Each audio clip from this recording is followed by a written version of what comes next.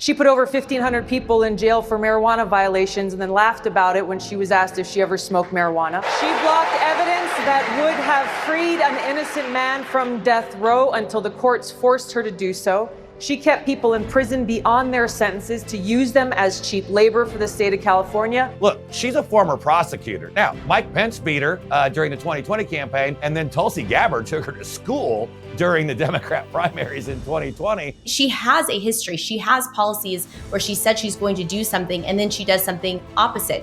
You could look at her record as a U.S. Senator. She's one of the most extreme far left, politically left-leaning members when she was in the Senate. She had the lowest success rate in getting bills out of her committee. She had extreme partisanship. She had very limited legislative accomplishments. She could not effectively lead and unite the country, period. All right, guys, good Wednesday to you. We're getting ready for the weekend, but not before Joe Biden tells us the why. Why did he decide to step aside? Wasn't in the letter, was it? He never said why. He just said he wasn't running again. Tonight, 8 o'clock Eastern, he's addressing the nation. We are going live then. We are going to go side by side, Joe Biden and us. I will give you full analysis of it and then recap the speech afterwards. So click on that notifications button so you get notified, but be ready at 8 o'clock for us to come on and go with you and walk you through the speech. How long does it go? What does he say? Does he endorse Kamala? The Trump campaign is asking for equal time. I'll break that down with you as well. A lot to get to at the panel. Ashley Hayek is here and Marc Lotter. Let me just tell you before we get into that, a lot of unexpected stuff has happened politically. We know that over the last 2 weeks. Well, unexpected stuff happens all the time, doesn't it?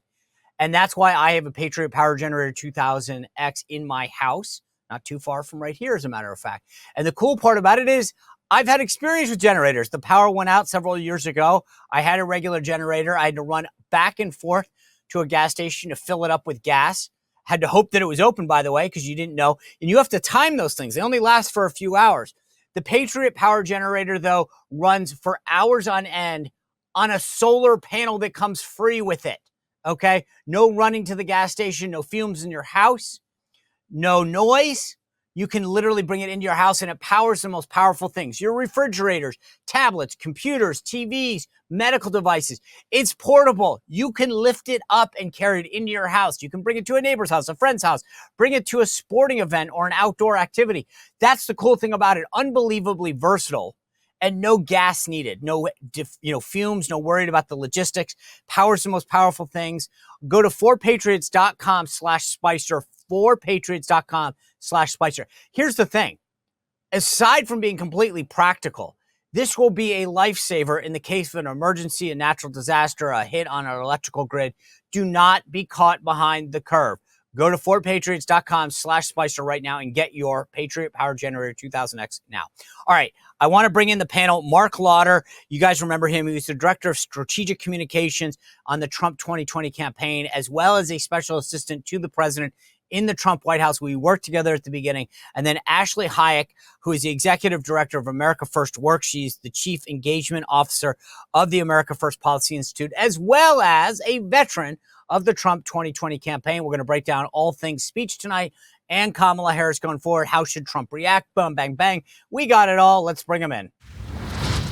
All right, guys, let me ask you this. Tonight, Biden giving a big speech at 8 o'clock. There's some questions about, what should it be and what will it be? Is it the legacy speech? Is it the I want Kamala speech? What do you guys think it should be and what will it be? Ashley, I'll start with you.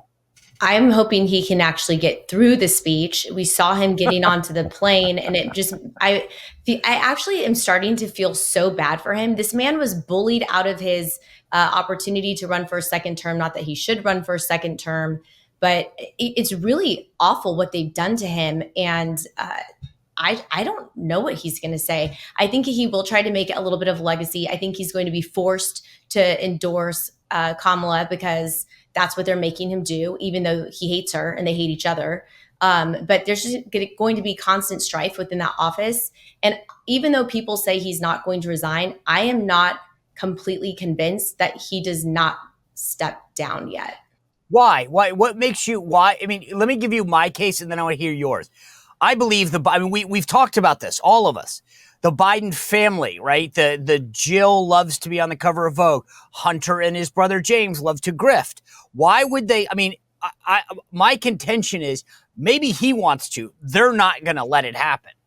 Yeah, I think that the family is going to try and stop that as much as possible. But when Democrats are, calling for 25th Amendment, remember in the beginning, they said, you're not well. You did it. You had a terrible performance. We're worried about you, Joe. And now it's like, yeah, it was a political, get out of the way.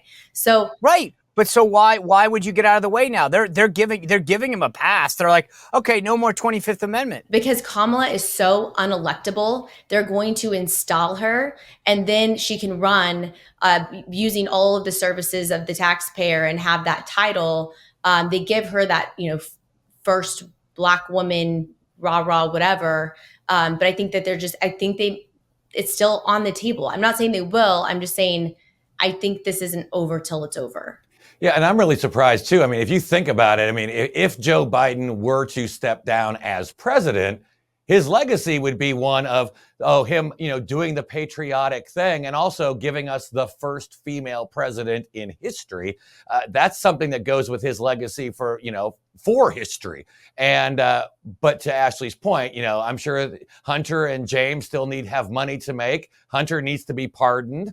And so I don't see that they're going to do it. By the way, no. Okay, you brought that up. I said this the other day. I actually, Mark, it sounds like you're on the team that says he's getting a pardon on the way out, 100%. Right? Oh, absolutely. Yeah, okay. No I think doubt. we're all in agreement on that. That's sort of like, hey, did I leave a piece of paper on the desk? I think so. You know what it says? I've been checking Right. it regularly to see if they've been sneaking stuff in. Checking, the White House website, because they're obviously not going to do a presser on that one. But what I do think, but don't. That's a last day thing, right? Yeah. That's Right. like hey, before I go, let me just sign one more thing. well, and then for what he should be doing tonight, and I said this yesterday, he needs to actually show the American people in the world that he can still do the job. And if he doesn't do that, these calls for him to step down, 25th Amendment, aren't going anywhere. He literally needs to be able to say that I'm still the president and I still am in control of my own faculties, the commander in chief, leader of the free world. If he struggles, if he stumbles, if he looks humble, weak, pale, it's just going to continue adding that pressure on him. But I don't see any way that his cabinet, and I mean, Kamala Harris would be basically the ultimate coup. I'm voting to oust you so I can be president and run for your job. Right. So we're all in agreement. Let's just go through this real quick. There's no way they're invoking the 25th Amendment now. It's for the reasons that Mark stated. Plus, he's kind of in the rearview mirror now. It's like, all right, you did the right thing, so we're going to give you a pass on the rest, right? Yeah. Right. But I mean, from a political standpoint, that's what they should be doing, or at least he should be stepping down. Well, more from a national security standpoint, right? Correct. I mean, a political pieces, you already got him out of the way. I do think, look, I've always said this, Ashley, that his goal has been to make her the first Black female president ever. But I do question, I just think that they're so power hungry. So it wouldn't shock me if it happened. But on the same side of that token, I almost see a scenario where Trump wins, Biden says for the last 2 months, I'm going to let her be president so I can say I did it, right? So he in November, he says, I'm stepping down for the next 2 months. She becomes president, box checked.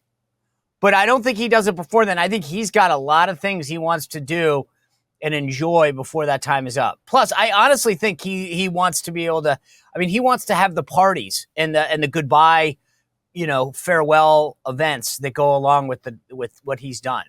Yeah, I think anything is on the table. All of this is unprecedented. I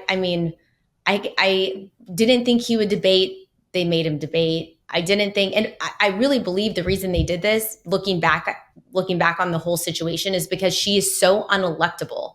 Like, could you imagine if she had to actually earn? Well, yes, we can imagine because she did it in 2020 in the primaries. Like, could you imagine her trying to get votes against RFK Jr., for example? Like, if they had to have a primary with her instead of Joe Biden, they wouldn't have gotten it done. And they were able. Oh, no question. She would not have beat the Pete Buttigieg, the Gavin Right. Newsoms, the Whitmer. Yeah, I mean, she showed it, right? She got this. She got handed this, and that's how she won. But let me get back to the speech for a second, guys. We're all operatives, right? The Trump campaign has an exclusive piece out in Breitbart this morning demanding equal time from major networks if they're carrying Biden. This is how Breitbart phrased it. If carrying Biden's Kamala boosting primetime address. Now, just for the viewers to understand, cable is cable. Cable can do whatever it wants. They could have Joe Biden on every hour till the election. It's not governed by the FCC, the Federal Communications Commission. Broadcast, ABC, NBC, the ones that go over the airwaves, those are. And there's a rule that says that you have to give equal time. So, Mark, I'll start with you. Smart political move. Basically, they're saying, hey, you're giving him time, right? And that time is so that he can espouse the attributes of Kamala and endorse her, and that's a political thing, not a official thing. Therefore, we demand equal time. Yeah, no, it makes total sense for them to make the request. Of course, as you know, Sean, I spent the first 15 years of my life in a television newsroom as a producer and manager, and I would laugh that off because he is speaking from the Oval Office as the president of the United States. So there's no way they're going to give him equal time, but I absolutely understand the point and why they should ask for it. And maybe somebody like a Fox or someone else will go ahead and give him, maybe like we do, the response to the State of the Union address, where we allow the other side to present their case, even though the president during a State of the Union is up there as president, not a candidate, not a campaigner, but we still let the other side give their piece that most people ignore. Well, although I would say when he made this announcement, it wasn't on official letterhead. So is it really an official speech, or is this a campaign speech? And is he using the White House to give a campaign speech? In which case I would time the exact amount of time that he's using to boost Kamala. And then I would send a demand letter from the attorneys saying that legally you have to comply with this because this is clearly right. Actually, I think your point about the letterhead actually is really good, right? Because it's not like it was on the White House stationery saying, as president of the United States, I want to tell you this. He made a campaign act. That's right. And if tonight he talks, now I think there's a balance. If he talks tonight about all I've done as president, and that's why I've stepped aside as president, okay, I think it's a little bit more of a gray area. If he talks about why Kamala Harris is the best candidate to succeed him, that's a campaign speech. That is political, and he has a right. Now, I also think Mark's got a point. They can then litigate it, but they don't have to. I mean, NBC is going to go, thanks for the letter. But I think they have to respond. You have to make them Do respond. They? But Ashley, here's my question. Why? I mean, I actually think when Mark said that, I thought to myself, I get it. Why? Who are they? Who's going to cover it? Do you think the Washington Post cares about this? Breitbart might. The right-leaning outlets will care about it. But the Washington Post, the New York Times, they don't care. They're like, good for you. And what we'll end up getting is the FCC giving them if it's true, then the FCC will just fine the networks, $25,000 in April. The FCC who's controlled by Biden, Mark? No, like in April of next year. Which FCC? Yeah, but next year, right. But the narrative, you guys, the narrative is that, big media, big tech, big government is working against the American people. And it goes back to the conversation we've had about fairness. President Trump has massive millions amount of people who follow him on TikTok. He uses his social media platforms to be able to say, hey, once again, this is unfair. Look at big media working against me. It's more of just a technique, I think, than it is anything. Well, and I'm wondering too, Sean, as you well know from our time in the White House, where all of the events are timed out, whether they are official events versus political events, and then everything is charged back later. If they time out the speech and go, well, of your 45-minute speech, 18 minutes of it was political and 27 minutes of it was official, then great, I want 18 minutes of equal time. That might be another way that they go, because as you know, the White House has to time out what percentage of an event is or a trip is political versus what is official. Yeah, that's right. Right. Okay. Well, I think we'll see tonight, but I actually think, look, net, this is a smart political move by the Trump campaign. And I think to Ashley's point, it calls attention to it and continues to reinforce this narrative of fairness. that everybody's against us. And I think that's important. So it's interesting. Mark, you brought up the 25th Amendment. These calls to resign, I've made it clear. There's two camps here. There's the Congressman Chip Roy of Texas camp, which is, hey, this was always a national security issue. So I still think it's a national security issue that he's president and he's not capable and he doesn't have the fitness for office. And therefore, Chip Roy, am going to continue to call for his resignation and whatever. And then you have a lot of people on the political side that are saying if he were to resign, she'd become the incumbent, and that's not good politically. Do you think that the calls for him to resign are smart and helpful, or should President Trump say to folks, hey, knock it off, we got Kamala as our nominee, we need to focus on her? Yeah, I actually see both sides of this argument. I mean, from a constitutional, national security, this is why the 25th Amendment was put in place in the first place. So we didn't get another Woodrow Wilson with Edith Wilson basically being the president behind the scenes. So from that strictly constitutional, legal, national security, I completely get it, but it's politically stupid. So, there's a part of me that can't separate the two, because you don't want to give her the keys to the White House, Air Force One, being able to sign her own executive orders. And by the way, you and I both know that the mainstream media will then just give her a free pass going, well, she just got there, so give her a few months to be able to fix the border and lower gas prices, even though she has no intention of doing those things. She basically says, well, I just got here. Could I get some time to do this and unpack before you blame me? And the media will fall in love with that. So it's horrible politically. It's probably the right answer from a strict national security constitutional framework. But let's just leave him in office. I'm sure he's good. And let's get on with the campaign. Yeah. Before I continue, I do want to talk real quickly about my friend Leo Grillo at Delta Rescue. The work that he has been able to do saving and rescuing dogs, cats, horses, all sorts of animals that are in need of help. Nutritional help, veterinarian help. And what he has done at Delta Rescue is set up this no-kill sanctuary for life. It's not a shelter. It's not a temporary place. It's somewhere that these animals can go and get the help and the nutrition and the medical care that they need and be there for life. And Delta Rescue, and I've always told this to folks, go to deltarescue.org, check out the videos. They speak for themselves.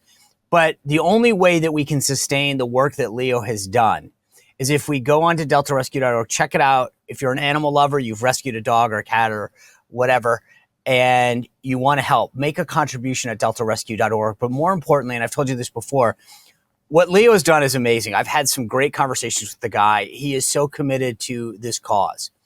But it only endures if we can help it go beyond this generation, what Leo has set up. So if you go to deltarescue.org, you see that estate planning kit. Think about making Delta Rescue part of your estate and your legacy as well, so that we can keep Delta Rescue's mission going for decades and generations to come. All right. That being said, look, I feel like tonight he's going to make the case. The Trump campaign, as we said, is making this case with the Federal Elections Commission saying, hey, you got to give him time. But they're also going after her, Ashley, and saying, you don't have the right to this campaign cash. It's Biden's campaign. It was a switcheroo. How much take that aside for a second, the legal piece of this. The process piece, I get why they're doing it, right? You're not the legitimate nominee. This was a bait and switch, whatever it is. My argument is this. She's going to be the nominee. Her name is going to be on the ballot. And the more time that we're talking about the process, we're spinning our wheels. We're wasting time because it's a fait accompli. She is the nominee. Why are we wasting time talking about the process and the bait and switch? And he got pushed aside and it wasn't fair and democracy under attack. Okay, all fair points, but none of it's going to matter. She will be the name on the ballot.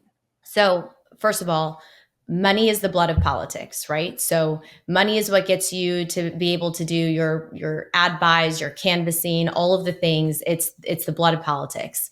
So the fact we know that, it's a bait and switch, all the things that they're saying is exactly right. Here's where the concern is.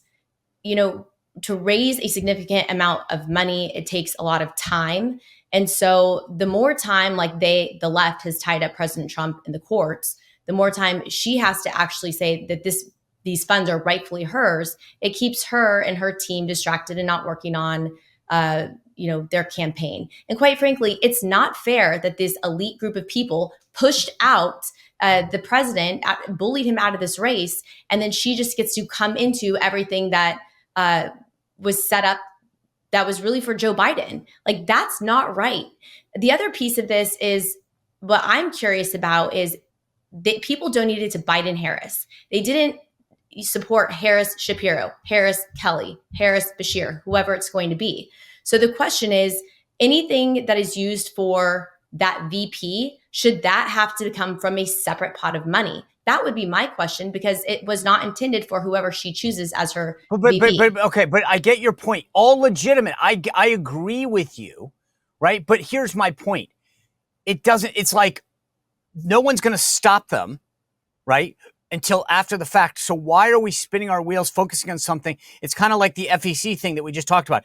They might make a ruling after the election, but not before it. It's death by paper cuts, right? So death by a million paper cuts. So each action that a campaign takes, whether it's Trump campaign or any other campaign, to jam up your opponent, that keeps them distracted, just like they have tried to do to President Trump with lawfare. So I don't think it takes a lot of time to send a letter to challenge these funds, when you could potentially have a victory out of it at the end of the day. I don't think that there's any downside to that. There's no reason to not do it, because it's not like the Trump campaign is only doing that. They're doing that and 50 million other things too.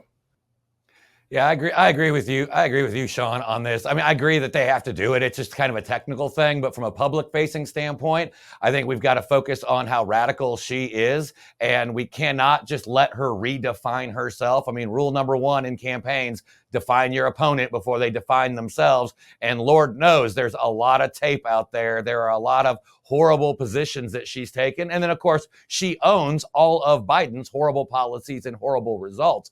I do think the democracy angle is a good one, though, because, there's nothing more undemocratic than to disenfranchise 14 million voters and say your vote doesn't count. We actually are just going to install our candidate and you have no choice but to vote for them. It also is a great, because the so-called self-proclaimed defenders of democracy don't really care about democracy. The only thing they care about power. So when they try to attack us on democracy, we now have a great response of just saying, you just staged a coup and threw out your democratically nominated candidate because he was going to lose. All right, Marc Lotter, I agree with you, okay? We're 100% on the same page. But here's my question. Who cares? Everyone that you just made that argument to is on our side. We already have their vote. Everyone on our side that sees the hypocrisy in what they do, the fact that that they talk about democracy, they tried to kick, they disenfranchised Iowa and New Hampshire early on in the process. They tried to kick President Trump off the ballot. They pushed RFK away. They undermined debates early on with RFK. I mean, blah, blah, blah, blah, blah. I mean, look, I get it. I 100% agree with you. But my question is, when you look at who can be swayed in this election, who are those people do you think that argument resonates with anybody that matters? Because clearly the left doesn't care. They're like, yep, we kicked him out. We got, Black Lives Matter came out with a pretty damning statement. Saying? That they said that this isn't right, that they should do like a mini primary. They came out saying that this was a threat to democracy, what Kamala Harris, what they've done. They released a very scathing statement over this bait and switch. Okay, and you think that's gonna that sways people? Maybe. I think the people who follow Black Lives Matter, they're probably thinking, "Hey, wait a minute, we're being lied to, we're being tricked here." So, yeah, if they were so, but I think you're right. If we were switching this out for Gavin Newsom, I'd see them getting pissed. But at the end of the day, I think most of the people who follow Black Lives Matter are like, "Hey, we ended up with a black woman, not bad, huh?" I don't know. I don't think a lot of people particularly like her because of what she did I think she has a big problem within the Black community personally. I mean, putting that over 1,000 people in jail for smoking marijuana. And then when asked if she smoked marijuana, she laughed. I don't think that's going to bode well for her. I think, her stance on gun control, some of these big issues, community safety, she failed the people of California. I think this is not a walk in the park, maybe for some of the, upper class, But I don't think that this is a done deal with the Black community.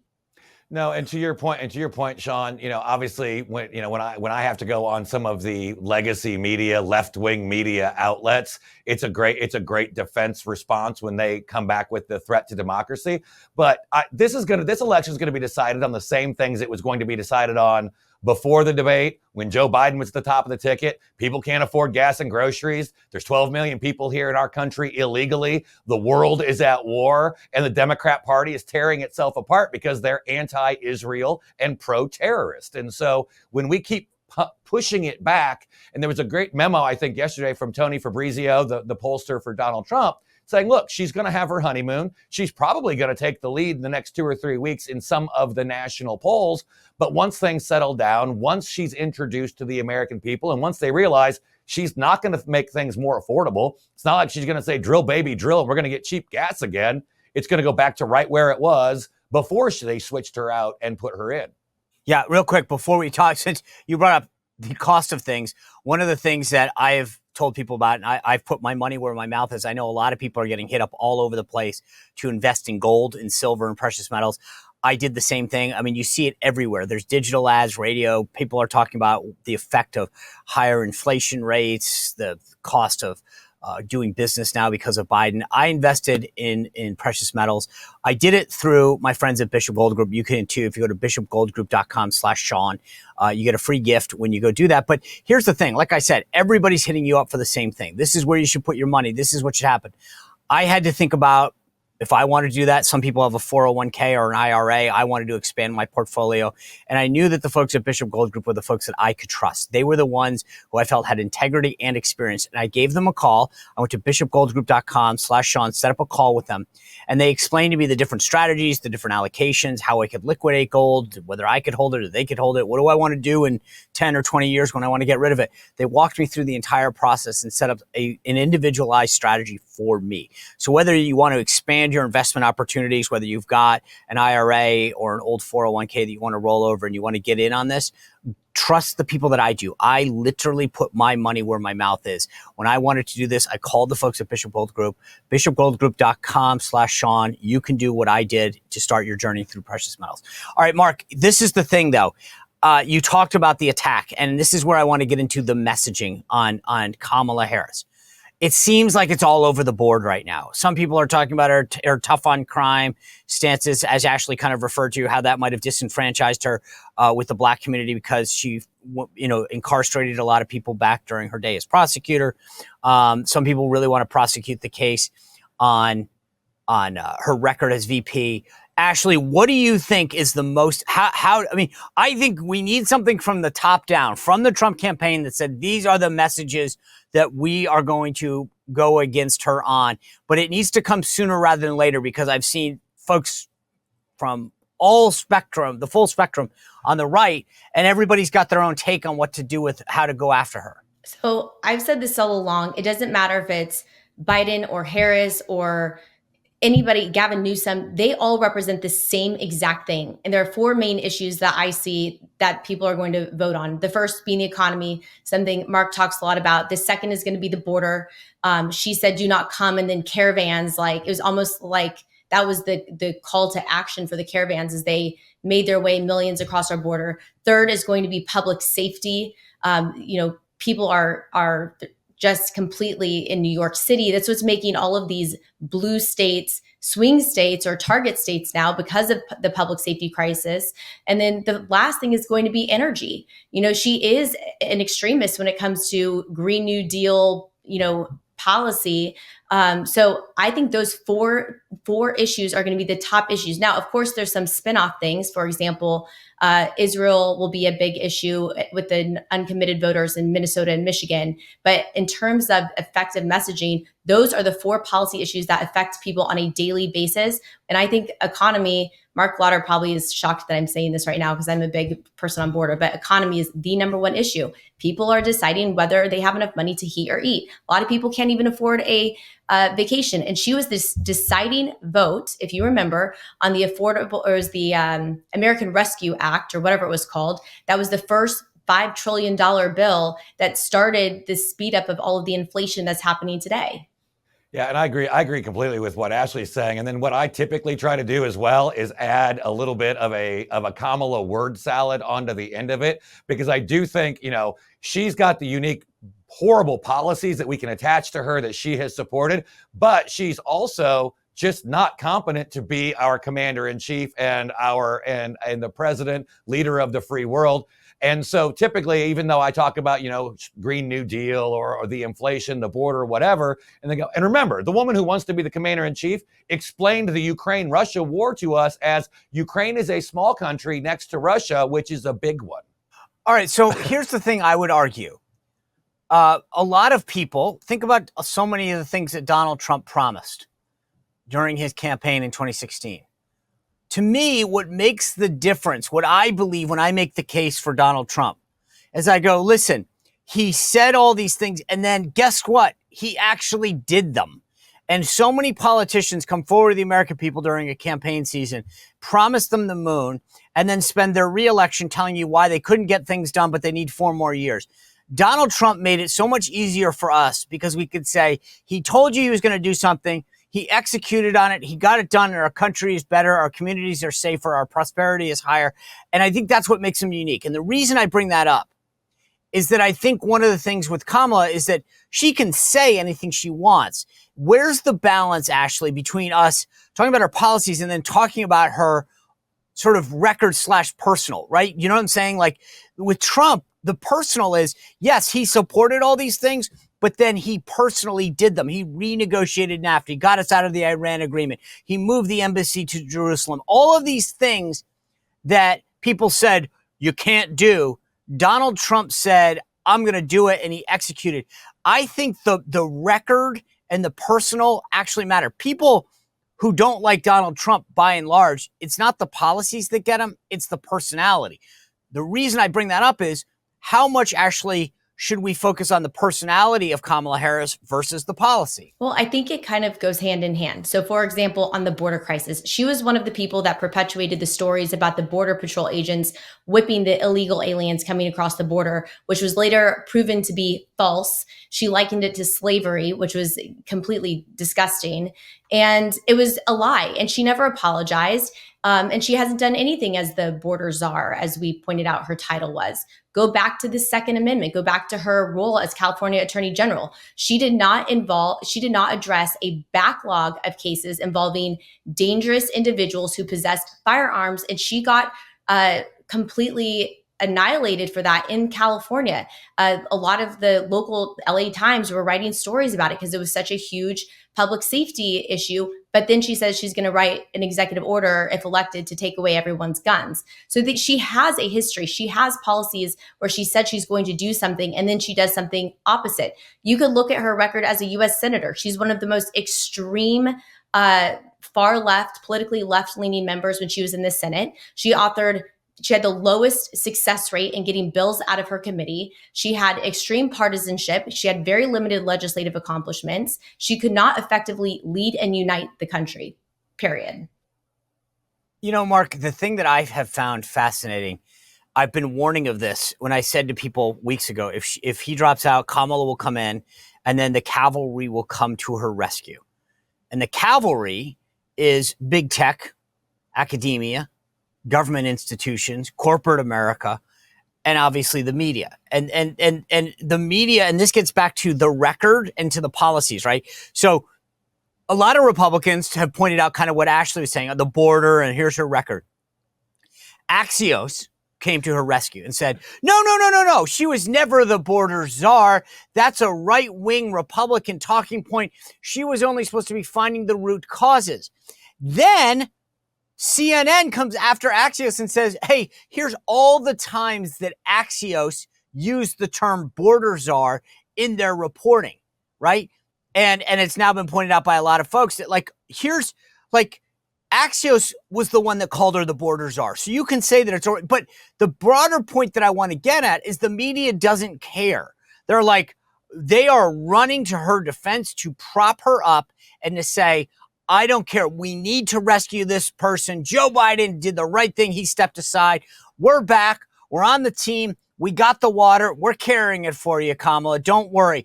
And we will scrub everything for you. You will be the perfect person now.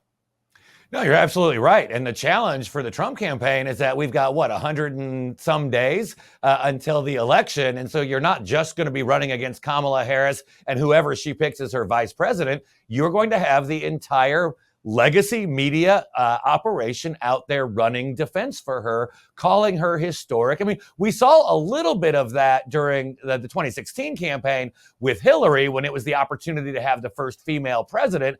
But people hated Hillary so much they couldn't carry enough water to get her across the finish line. But Lord knows they tried.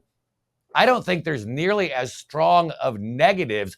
Kamala's negatives are huge. I mean, she's the most unpopular vice president in history since they started keeping track of that stat.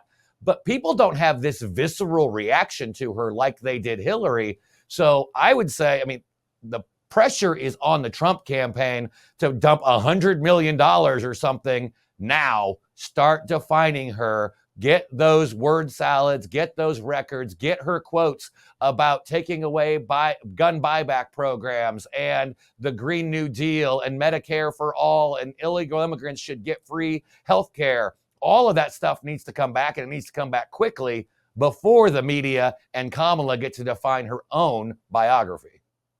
Yeah, actually, as unpopular as she may be with certain groups, the media loves her. I mean, Politico might as well just be an extension of her campaign.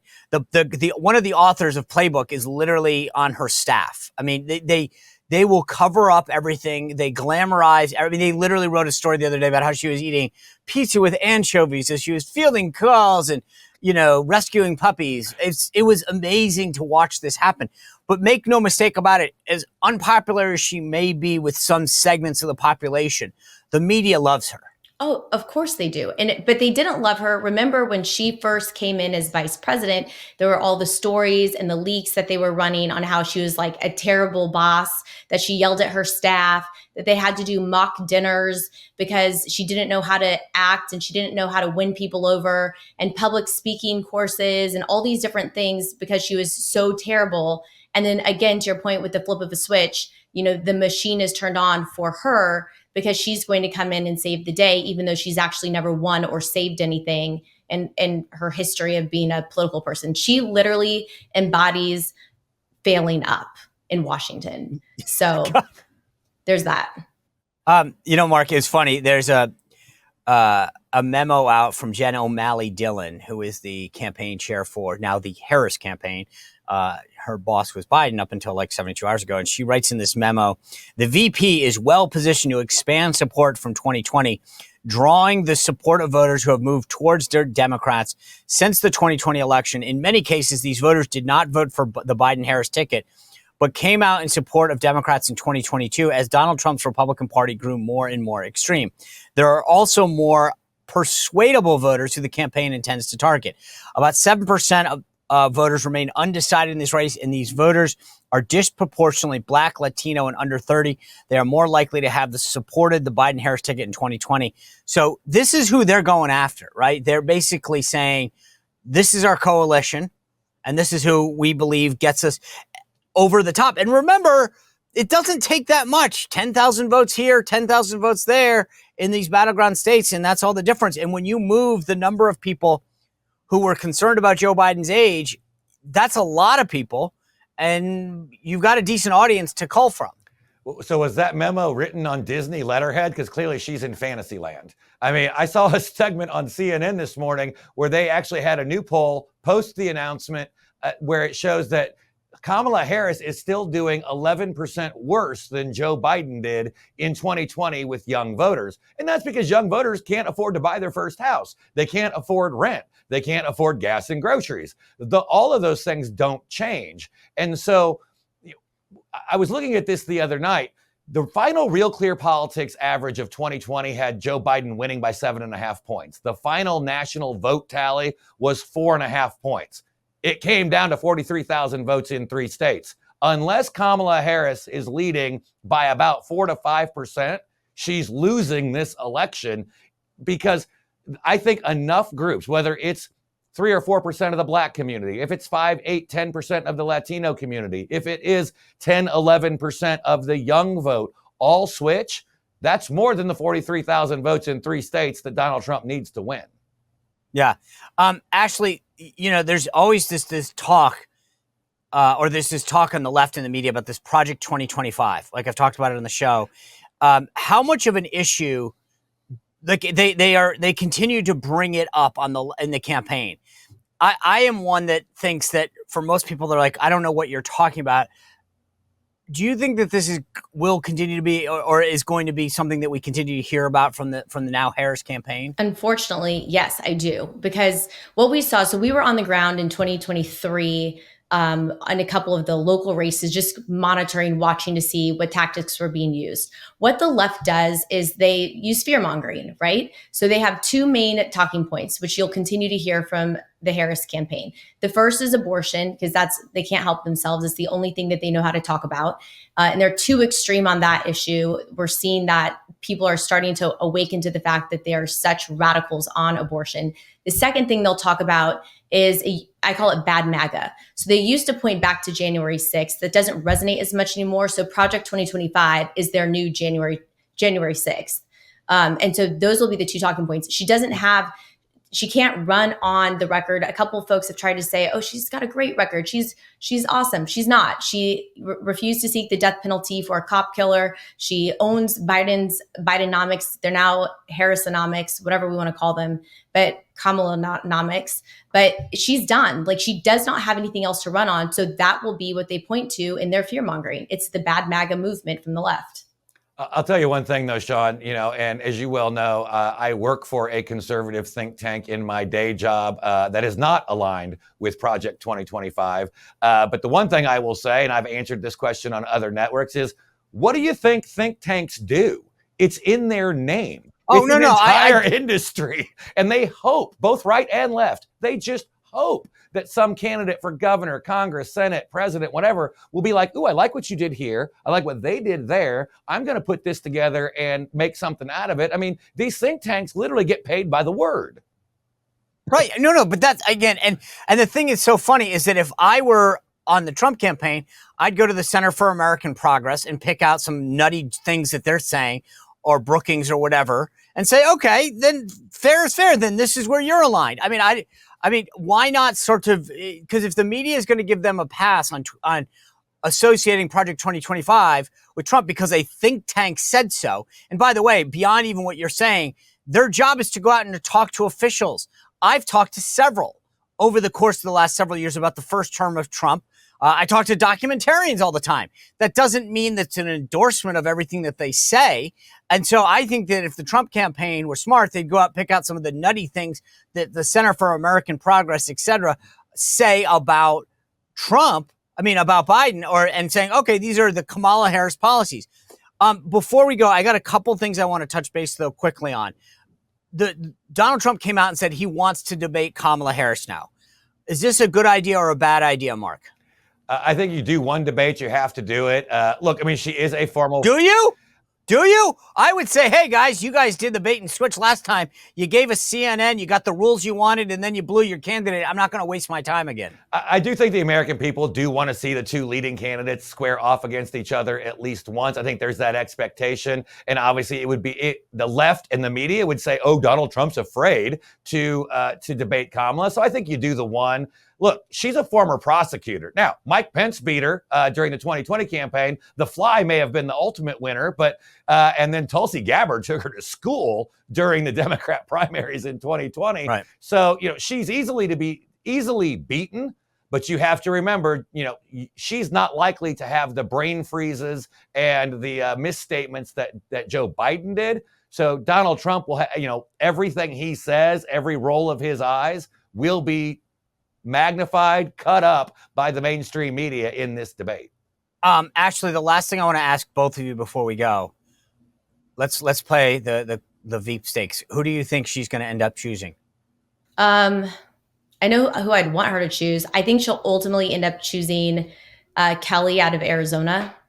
That's because he's probably the most Kelly. Vanilla person on the planet, even though he is a radical leftist. He just doesn't, expose that. Right. But there's a lot of other people that would give conservatives more opportunity. Mark? So as a political scientist, she has to flip states. She's already losing. She can't lose Pennsylvania. I would say she should choose Josh Shapiro, but she can't because he's Jewish and he's pro-Israel. So that will cost her Michigan and Minnesota. I think she either goes with Roy Cooper or Mark Kelly. Oh, interesting. All right. I'm still on the Shapiro bandwagon. I will say this. Everything that I'm more on Team Ashley than Team Mark today. Sorry, because I do think that Mark Kelly would be the attractive second. He wouldn't surprise me at all. All right, guys, thanks for this. I appreciate y'all being with us. By the way, tonight again we're going to go live right when the president's speaking. You can tune into us and get analysis as it happens, and then we'll be back here tomorrow. A great breakdown of the speech. And obviously, this thing's evolving every day, so you never, ever want to miss a show. Continue to subscribe, hit that notification button, YouTube, Rumble, Apple Podcasts, Spotify, and iHeart, or wherever you get your podcasts for that matter. We'll see you back here tomorrow on The Sean Spicer Show. Well, if you enjoyed this content, make sure to like this video, subscribe, and click the notification bell to get more.